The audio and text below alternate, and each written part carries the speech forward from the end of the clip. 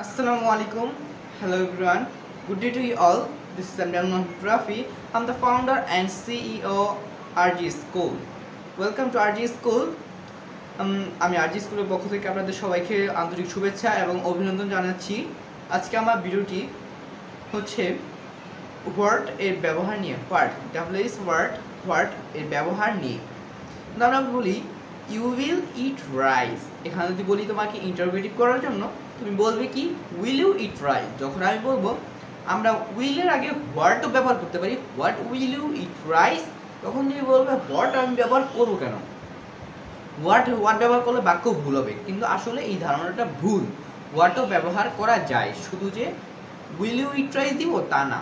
তা নিয়ে আজকে আমি বিস্তারিত আলোচনা করার চেষ্টা করব। ঠিক আছে, আমরা প্রথমে জেনে নিই হোয়াট কাকে বলে বা হোয়াটের ব্যবহার সম্পর্কে। হোয়াট অর্থ কী?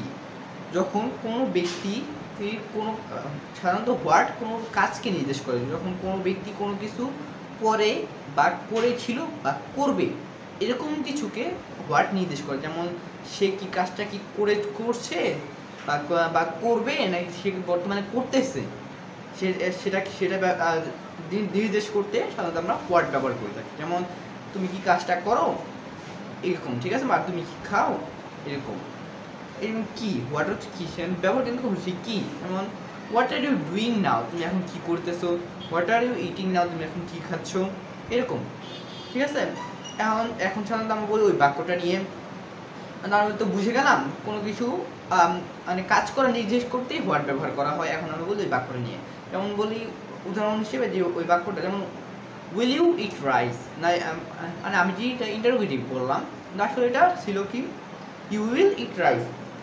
ইউ উইল ইট রাইস এটাকে আমি ইন্টারোগেটিভ যদি তোমাকে করতে বলি তুমি করবে কি উইল ইউ ইট রাইস। কিন্তু যদি আমি বলি what will you eat rice, এটা কিন্তু আর তুমি ভুল বলতে পারবে না। আসলে এই বাক্যটা সঠিক, কারণ আমরা সাধারণত জানি কোনো বাক্যকে ইন্টারোগেটিভ করার ক্ষেত্রে অক্সিলারি ভার্বটাকে বাক্যের আগে আনলে ইন্টারোগেটিভ হয়ে যায় বাক্যটা। কিন্তু অক্সিলারি ভার্বের আগে যদি ডাব্লিউএস ওয়ার্ড দিই তখনও কিন্তু ইন্টারোগেটিভ হয়।